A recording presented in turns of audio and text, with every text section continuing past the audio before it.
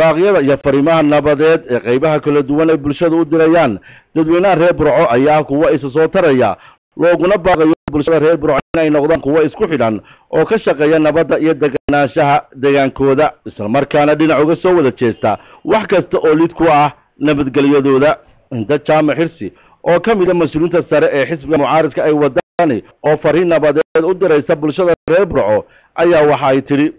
waxaan shacbiga reer Somaliland gaar ahaan ka tog dheerna leeyahay wariyaan laynaga kicin fadhiga nabaddu waa shaygan qofka bini aadanka noloshiisa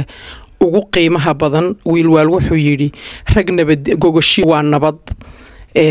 hees kalena waxay lahayd gobi waxay u hooyataa guri nabadi taala qofka bini aadankii nolol la'aan ma noolaan karo waa nolosha bayskeeda nabaddu war hal laga daayo shaqaaqada shacabka reer Somaliland uma baahna dhibaato way ka dheregsan yihiin reer Burcana waxaan leeyahay walaalo isku midaba tihiin eeyaan laynaga daadinin caanihiina waxaan doonayaa inaan halkan tacsi uga diro ehelkii iyo qaraabadii uu ka geeriyooday marxuumkii ku dhintay shaqaaqadii ka dhacday gobolkan Togdheer gabi ahaan waxaan eeba uga baryayaa inuu sacaba malaa'igeed mariyo intii ku dhaawacantay waxaan doonayaa inaan in yar ka iftiimiyo shaqaaqada ka dhacday gobolka Maroodijeex Hargeysa waxaan leeyahay xukuumadda ilaah baan idinku dhaariyay waxaad dareentaan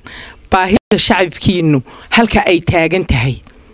qodobka aad maanta ay xukuumaddu leedahay waa la laalay shalay waa kuwii ku dhaleecaynayay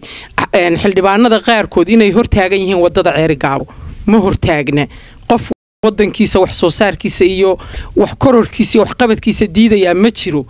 laakiin waxayna din dareensanayn dadkiinu muxuu qaadi karaya intaad marba daaweynaysaan ka dadaala marka hore inay durayn oo kicin shicibka oo aad dareentaan dhibkooda Axmed Digaale Home Cable TV Burco